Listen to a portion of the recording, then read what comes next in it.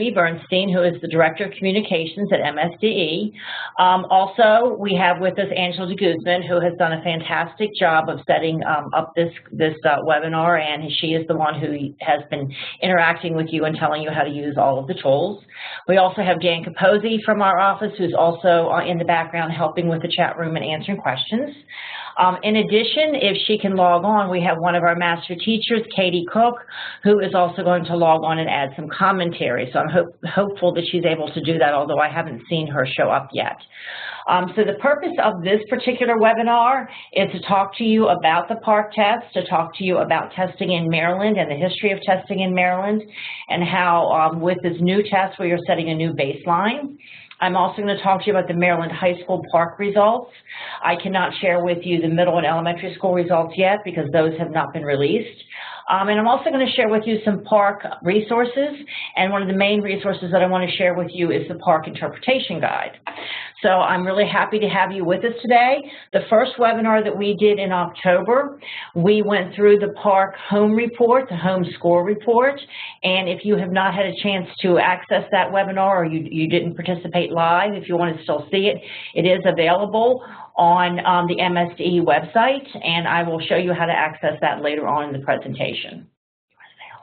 You want to say hello?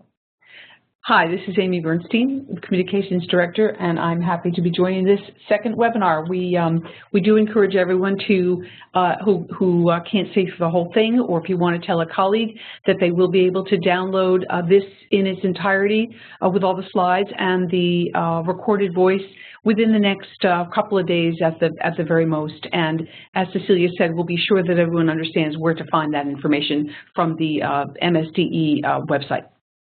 And we also will be recording this webinar, and we will be sharing the recorded version of this as well. So if you want to share this with any of your colleagues who weren't able to participate, you will be able to do that.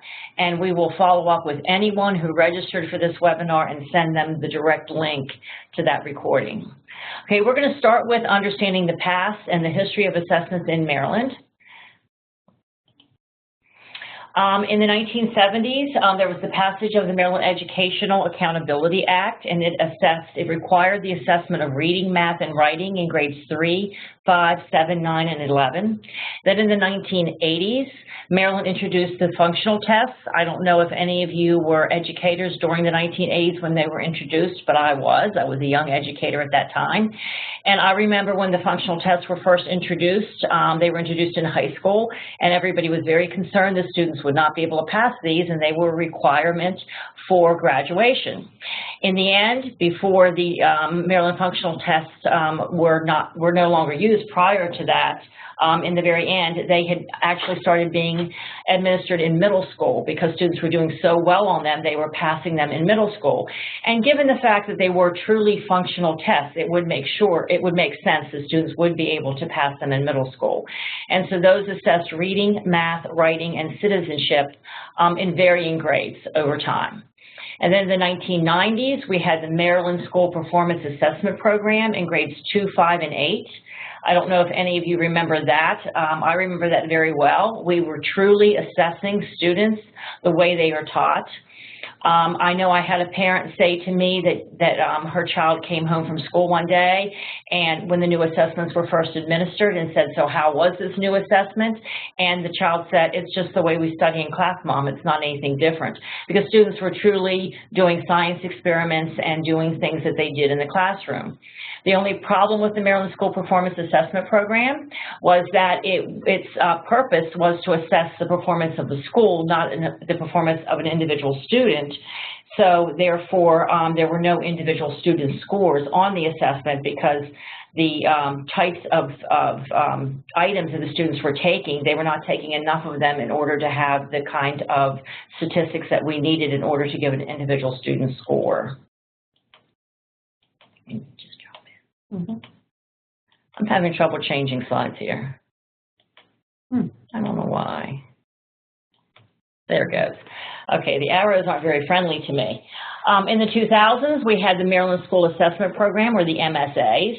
And the reason these were instituted is because at that time, the ESEA reauthorization, known as No Child Left Behind in the 2000s, required individual schools to give assessment scores for students every single year. And in 4 subject areas actually in high school. So therefore, Maryland introduced the Maryland School Assessment Program and the high school assessments as we've known them prior to PARCC being adopted. So now in 2010, Maryland adopted the Common Core Standards. They went into full implementation 3 years ago, and as a result of implementing new standards, the old MSAs and HSAs no longer aligned with the new standards, and the new standards were more rigorous, assessing students at a higher level to really determine if they were college and career ready. And as a result, we needed new assessments aligned to the new standards. So that is why we've adopted PARCC in English Language Arts, literacy in science, history, and social studies, and also mathematics.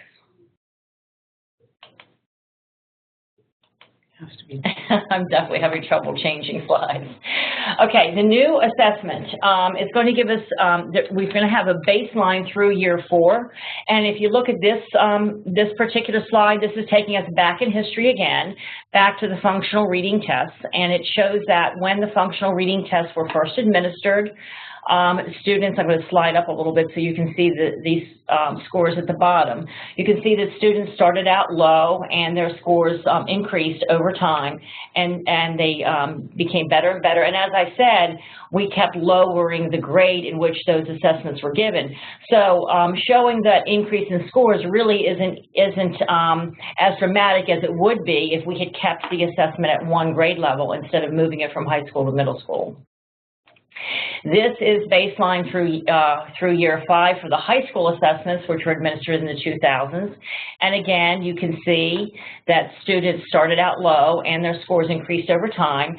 The English scores, the proficient rating, the percentage of students who were proficient in English in 2003 was only 39%, and the percent of students who were proficient in algebra in 2003 was only 53%. So you can see we started out very, very low.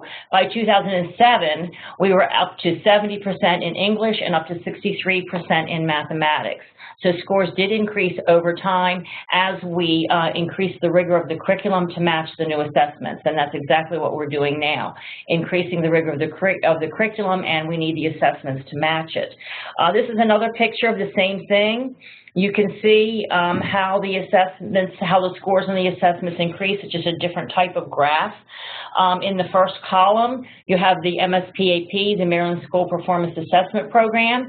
The blue is the reading and the red is the math, and you can see how scores started out in the 30s, or the 20s actually, and increased. And the second column is the MSA, the Maryland School Assessments. Again, you can see how scores increased over time. And the last column is the high school assessments, and again, starting out low and increasing over time. So as a result of this historical data, we expect the same type of results for PARCC. So now if we're adding PARCC to the Maryland suite of assessments, we should find similar data. In 2014-15, which was the first year of the PARCC administration, over 5 million students tested in 12 states. 1.2 million students tested in 1 day. 204,000 students tested in 1 hour. That's overwhelming. Nothing like that has ever been done before. Okay, in order to have a score that can be reported for the 2014-15 assessments, a student has to have participated in both the spring performance-based assessment, or the PBA, and the end-of-year assessment, or the EOY testing window. So they have to have data from both testing windows. Otherwise, a student will not get a score on last year's PARCC assessments. So in 2014-15, students that completed only the PBA or the EOY do not have reportable scores. All students who took either of these met the high school participation requirement, because for last school year and this school year, 2015-16, students only have to participate in the assessment. They do not have to actually pass the assessment for graduation requirements. They just need to participate. So if they took either one, they still met the participation requirement, but we will not have scores for them if they didn't take both. In 2015-16, the PARCC assessments will be given during one window. That was one change that was made. Instead of two windows, a PBA and an EOI, we are going to have one window collapsed together, and that will take place after 80% of course completion. And the reason we say 80% of course completion is because different districts have different schedules as far as openings and closings, and some schools are on semesterized schedules in high school, and some schools are on year-long schedules. So we have to use the 80% criteria rather than actual dates, because those dates are going to differ depending upon the district and depending upon the type of schedule that the high schools use. And this is Amy, if I can jump in quickly.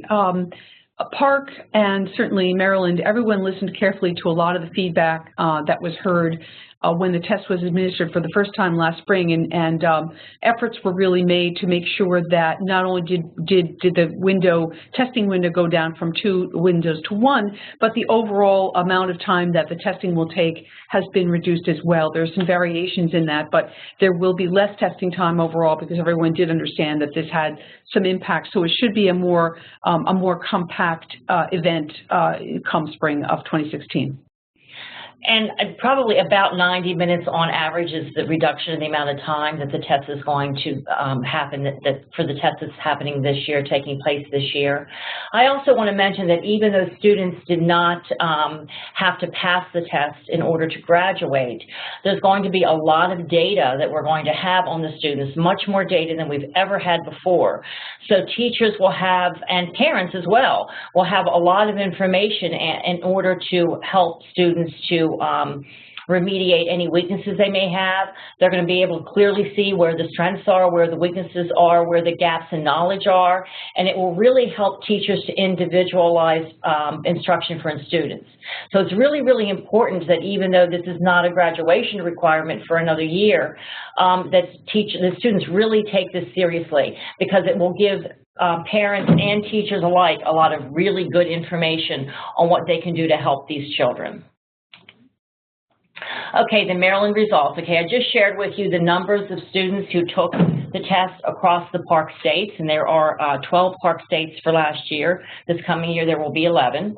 In Maryland, over 90% of the students who completed each PARCC high school assessment, they completed both the PBA and the EOI, so that's really good news. In Algebra 1, we had 58,865 students complete both pieces. In Algebra 2, we had 37,844 students complete both pieces.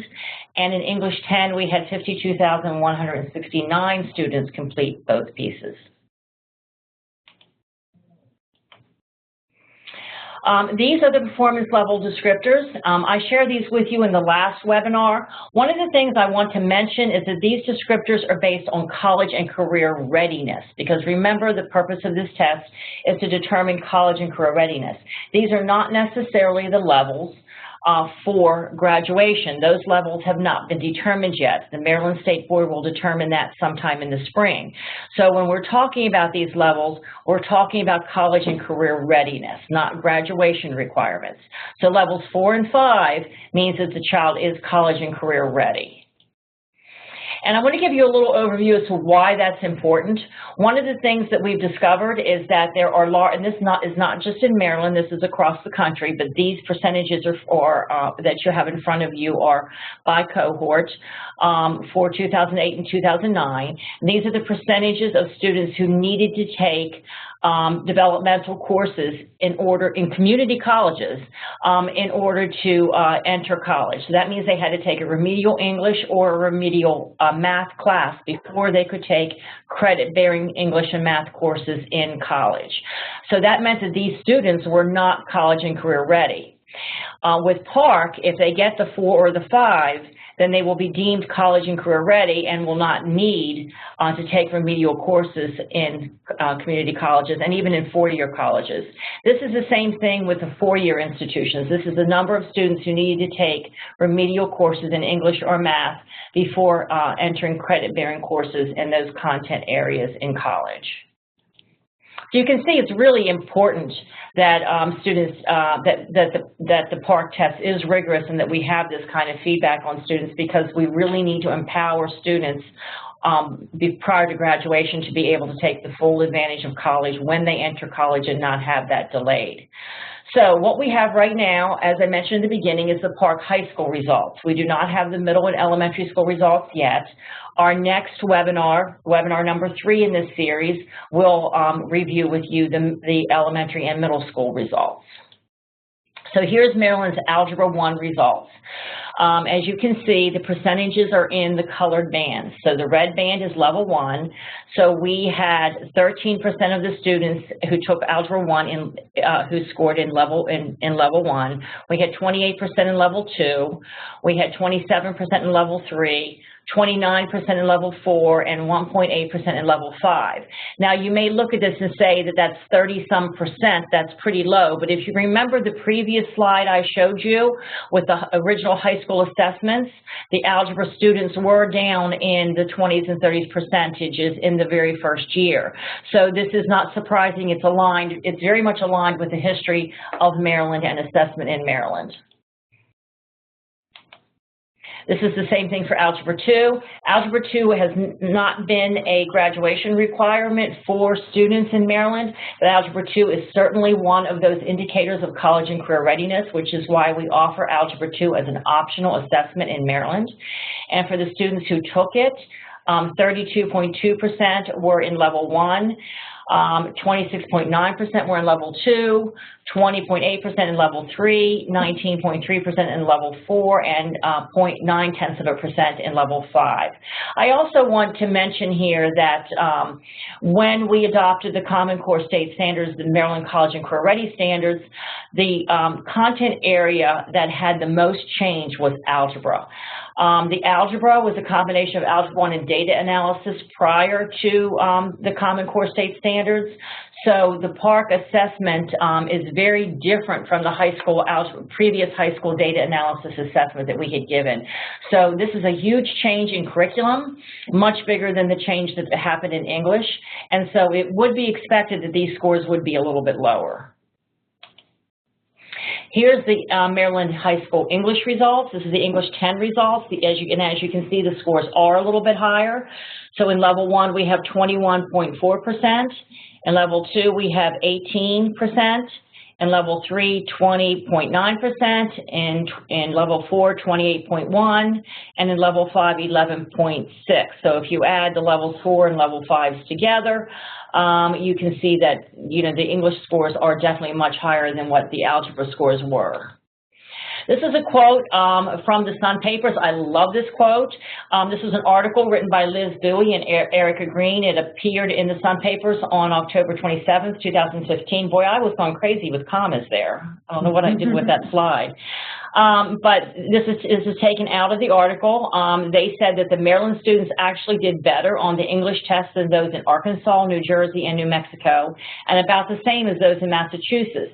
Massachusetts is definitely a state that does very well with education and does very well in assessments, just as Maryland does. So I think this is a very good report from Liz Bowie and Erica Green, and a very good analysis of the results. This is the timeline for the release of the PARCC results. You will notice that we are between the last two boxes. The home reports are now available for local education agency distribution. And again, I want to repeat that we did do a webinar a month or so ago on those home school reports, so I'm not going to spend a lot of time on that for this webinar, but please go back and access that webinar. I am going to share at the end of this webinar some resources for you in order to help parents understand understand those home reports, and I'll do that toward the end of the webinar. And on December 8th, we will be releasing the state results for grades 3 to 8 in English Language Arts and Literacy. Literacy is left off of that slide. The Common Core standards have separate standards for literacy in science and technical subjects and for social studies and history. Those are part of the ELA assessment because it's all literacy. And then there's another assessment in mathematics. So those scores will be released on December 8th. Here we go there we go. Okay, this is a score report. As I said a minute ago, I'm not going to spend some time going over this with you, but this is, again, a sample of the home score report that parents will get. It's only one small piece of it. It's not the entire report. Again, please refer to the previous webinar for more information. If I could just jump in here really quickly, again, as Amy Bernstein. First, if you haven't seen the home report, this is a template. It's obviously not an actual individualized report for an actual student. These are all available online, all the templates for math and ELA, and you can certainly study them at your leisure. And you're only looking here at the top half of what is a full page there's itemized breakdowns of particular skill sets, both for math and for ELA on each one of these, which is truly something that's new and being able to drill down for the first time to really see how students have performed in some of these critical areas. And the backside, this is actually a two-sided document. The backside of each one of these explains what each of the levels means. It provides links to some additional resources, and it's got a little bit more verbiage on it to help everyone understand what's being explained here. The one other point I just want to make is that when parents come to you, as they will, as the individual student score reports are going home, certainly as early as this week and certainly next week, I think, we talk about a question where people say, well, why did my child's score drop? And one of the things that we try and point out is, well, this is a brand new test. There was no drop as the test has never been given before, and so that's when we do emphasize that, look, this is a new baseline, it's a new starting point, and your child has room to grow from here, because people see a particular number and they just assume that their child's score has gone down from some other point in time, but there is no way to compare this test to any other, and so we do tend to try to remind parents of that. It's not comparable. And along those lines, the MSA and the HSA had scores for proficiency and advanced. There are no scores for proficiency. There's not such a thing on here. So you would not want to talk about these scores in terms like, the child received proficiency, because there is no proficiency level. It's just telling you levels, again, aligned to college and career readiness. Not even at this point, until we know what the state board decides, what the alignment would be to high school graduation. Okay, one of the things I want to mention is that the home school report, the one you just saw, the template for that is available in 10 languages. And if you're wondering how these languages were chosen, there were 12 PARCC states that took the assessment last year. These were the largest numbers of students across the 12 PARCC states. And so these were the 10 languages that were chosen across those 12 states. This coming year, those languages are going to change a little, because one of the states has dropped out of PARCC as a result of legislature, and as a result of that, they're going to look again at the top 10 languages across the 11 states, and I have seen the difference. There are a few differences. I cannot tell you what they are off the top of my head, but there are some differences. But for right now, for this year, these are the 10 top languages across the 12 PARCC states, so you can access for your parents, you can share with your parents, especially your ELL students, parents of your ELL students, the fact that the template for the home score report is available in these languages. So it won't be the individual student report, but it will be a template to help explain the student report. Also, a new resource that we have available, and I'm going to share this with you in a minute, is the PARCC Score Report Interpretation Guide. There's a lot of really good information in this, and this has just been released in the last week or two. So that's a new resource just out from PARCC, and I'm going to take you to that in a few minutes. Some other new resources that have just been released from PARCC recently that you're probably not familiar with is the Partnership Resource Center. I'm going to take you there in a few minutes as well. There are some new PARCC release items. Those new PARCC release items can be used by teachers, they can be used by parents, they're public domain. Those are also accessed through the Resource Center, but that's a direct link to them. And I shared with you at the last webinar a new resource called Understand the Score. The audience for Understand the Score is really the parent, but it's really very beneficial for teachers as well. There's a lot of really good information there. If you haven't had a chance to look at that website, please look at it. There are videos that you can use with parents at PTA meetings. There are all kinds of really good resources on there that I really recommend that you take time to look at and actually share with parents. Okay, I'm going to take you to, this is the website that when you go to that link that I shared with you for the PARCC interpretation guide, this is the website it takes you to. This is the interpretation guide. It goes down to the table of contents. In order to see the entire guide, you need to download the full PDF. So I'm going to go to the PDF, and I believe it's, nope, it's here. Here's the PDF. That's the first page as you saw a second ago. Okay, and then I'm going to advance it a little bit. This is the table of contents. There's a lot of really good information here. I'm not going to spend a ton of time on this, but I just want you to see what is available on this resource because it's a very valuable resource. So this is some general information for parents and educators. And then, if I can get the, and this is some information about understanding the school reports. That's the kind of thing, it talks about the performance levels, what everything means in those school reports. This is a sample of the school report. I had a slide a few minutes ago that shared this with you. This is the entire school report, and this document goes through the school report and explains what all the different pieces mean. So if you weren't with us at the last webinar, you can see here, this is the bottom half that Amy shared with you a few minutes ago. This so-called glossary, this breakdown that annotates what's on the home report, there's a wonderful standalone version of this. You don't have to just dig through this resource. That's linked both on understandthescore.org, and our MSDE website has sort of shortcuts and cheat sheets to a lot of these resources, including the glossary as well. We're trying to provide multiple ways to access some of the best resources. So there are different ways to get to this. Okay. And yes, what Amy said about not having to go through this document to find that there are so many standalone documents that can help you with that. Okay, then this is an example of a grade 7 assessment report and some information for parents. Again, we have this as standalone documents as well on the MSD website. This is the back side of the home report. I said it was a two-sided document, and this is what's on the back.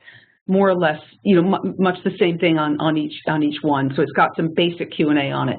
And this is the information that's in those 10 languages. So this is the same information that's in those. And then this is another example of an Algebra 1 school report. The previous one I shared with you was English. This one's Algebra 1. So I'm going to go through this quickly.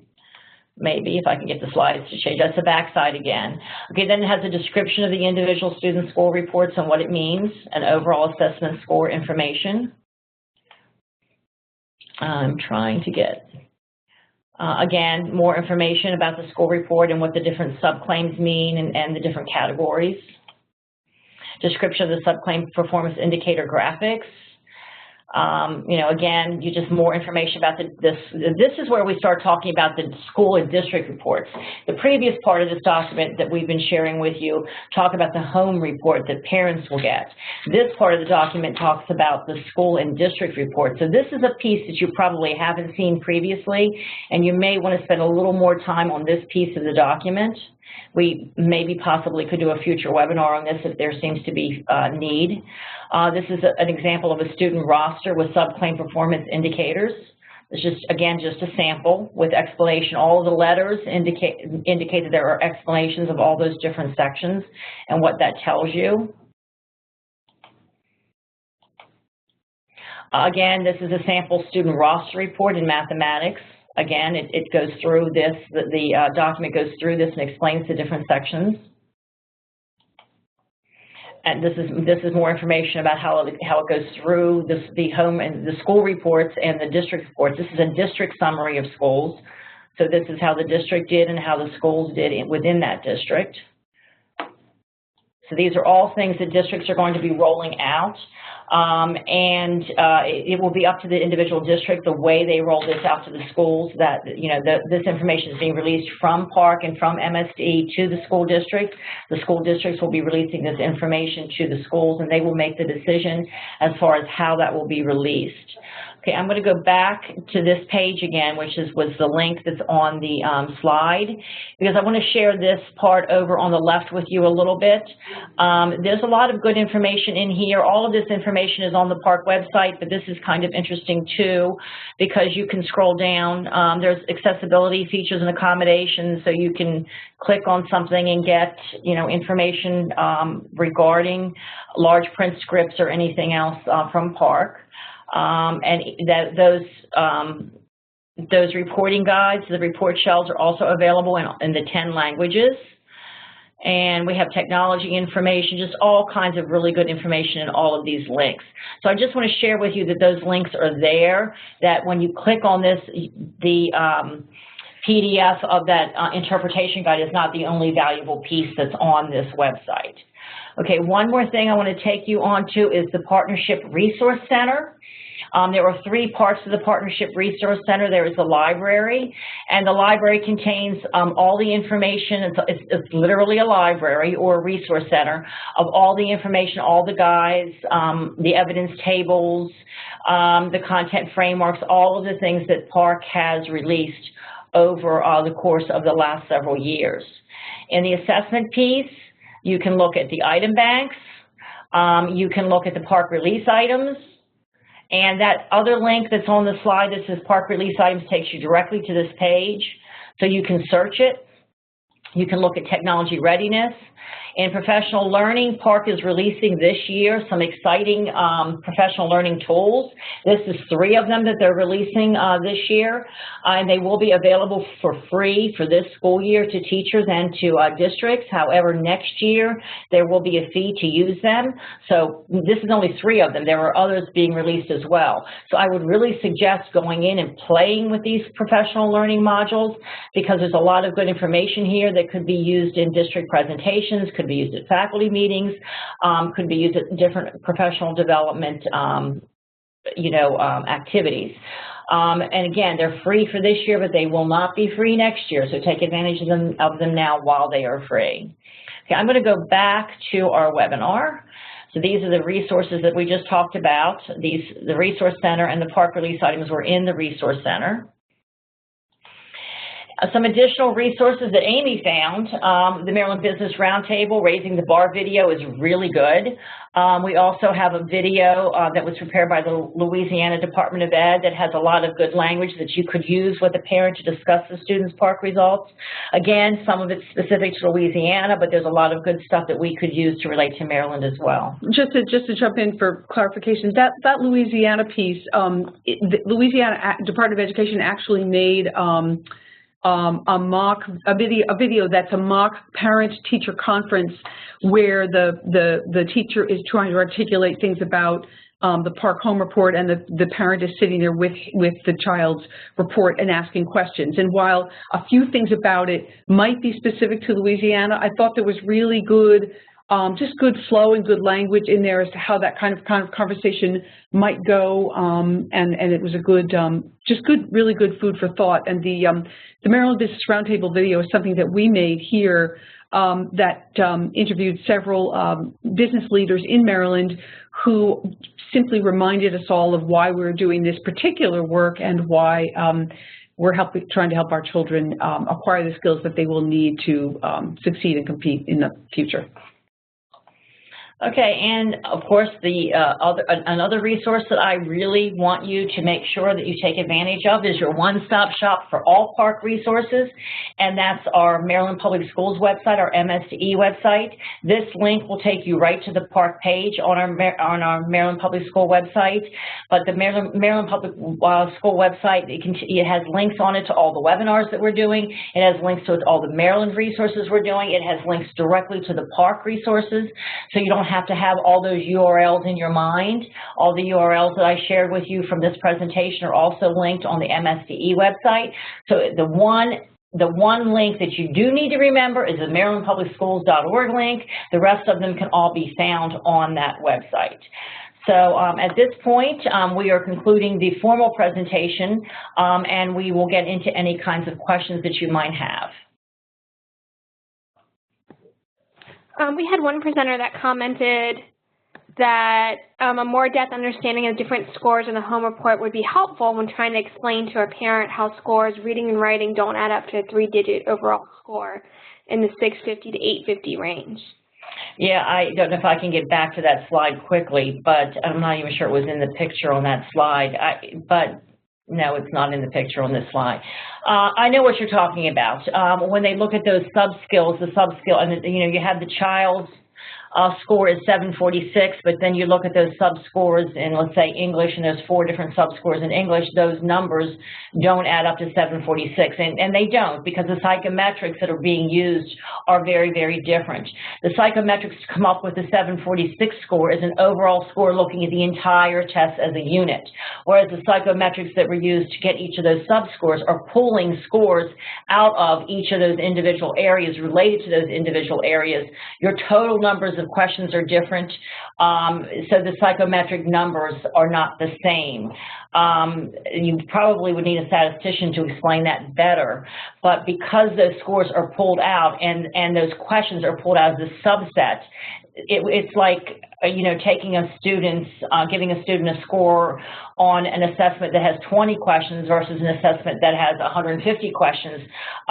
Those scores are going to be very, very different. They're going to look very different. So no, those sub-scores don't add up to the overall score. It says, thank you for clarifying. Is the test administration for the 2015-2016 going to be the new baseline since the test is changing? Shorter tests, only one administration, not 2? No, that's a really, really good question, and the answer is no, it's not going to be changing because they examined the psychometrics very closely to make sure that in reducing questions they weren't reducing quality and fidelity of the statistical analysis. So the psychometrics are going to the fidelity of the psychometrics remain the same, and it will not change the baseline. For example, maybe you only need, and this is just an example off the top of my head, maybe you only need 20 questions to get a valid score on a certain skill, but the test last year had 30 questions, so they were able to eliminate 10. So I hope that makes sense to you. That's just an example off the top of my head. Those numbers aren't real. I see somebody is asking about the accommodations available for special needs students. There are a lot of accommodations available. That in itself would be a separate webinar. There are so many accommodations, and we've done many presentations on the accommodations over the course of the last couple of years. I know I've done a lot of them. But if you go back to this and you go up here to accessibility and accommodations features, you can find, here's the accommodation feature manual, Braille scripts, and then they have translated scripts in the languages. So if you go through this manual, you can find all of those accommodations. If we get enough feedback and people would like to have a webinar on just the accommodations, we can certainly do that. But we have done many, many presentations on the accommodations over the course of the last few years, but we are certainly willing to do another one. Somebody just posted on in the chat room the link to the manual, to the accommodation manual, and I also just shared with you the link on this website to the accommodation manual. So you can find it on the PARCC website, you can find it here on this website. There are places where you can find it. There's a lot of exciting accommodations. If you're currently typing a question or you have a question that you would like to use your microphone for, raise your hand and we'll call on you.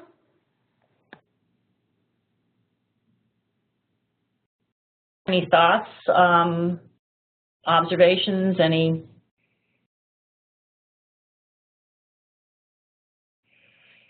Okay, we'll give you another minute or so to see if anybody else wants to ask a question, and then I really thank you for participating, and I thank you for taking the time, and I hope you join us at the next webinar when we will share with you some of the results from the middle school and the elementary tests. I can see that it says, will this webinar be available to share with staff? Yes, as I said previously, we are recording this webinar just as we recorded the first one. And if you go to the Maryland Public Schools website, you will find a link to that webinar. You will also find it, if you're familiar with the professional learning page on Blackboard, you'll also find it there. We've also shared a lot of the resources that we've made, which are on our website, with each of the districts, and so there should be a fair amount of material in schools or incorporated onto school websites. We've tried to distribute that as widely as possible, so you don't necessarily have to come to our website, and you can also find some resources directly through your schools. You should be able to. Yeah, the school districts are doing a lot also. They're providing a lot of resources, and that kind of goes along with the question that I'm seeing in the chat room right now. I'm a new teacher and I'm not administered before. Will there be specific training within my school? That would be a district. The training would be provided by your district or by your school. I am sure the answer to that is yes. But, you know, knowing about the specific training in individual districts and individual schools on the MSDE level, we wouldn't be familiar with what those specifics are. So I would suggest talking to your principal or your assistant principal about receiving that training. I'm sure there are plans to do it. Yeah, somebody just said as a test coordinator for the school, she trains all of the staff, and I'm sure that's true of all the test coordinators. All the schools have a test coordinator. That's a cool role. I'm sure the test coordinator is probably overwhelmed during testing, but it's a very good role. It's a very needed role. All right, I think that might be it for the questions. So thank you very much for participating. It seems like there's one more question. Will this year's PARCC scores be available before the end of the year? I didn't see the beginning of the question. Let me scroll back up. Will this year's PARCC scores be available before the end of this school year to parents and school staff? I guess it means staff or just schools. The PARCC schools this year will be available sooner. Whether or not they're available before the end of the school, I am not sure, but they will be available much earlier. As you know, that there has to be standard setting. All of the data has to be examined very closely in order to determine the different levels. So that delayed the release of the scores for the first administration. But now that that has been done, the next school year we should be getting the scores much, much more quickly. In the past, we got MSA and HSA scores in the summer. So certainly, you know, the latest we'll get them is in the summer. It won't be the following school year, but I am hopeful that we will get them before the end of the actual school year. That's always been the case with our assessments in the past as well. Okay, Amy and I want to thank you for spending some time with us this afternoon, and we hope that you will join us again for the third webinar in the series that will be in December. And we also want to let you know that we will be emailing everybody who registered a link to the recording so that you can share the recording of this webinar with your schools or your colleagues. Thank you.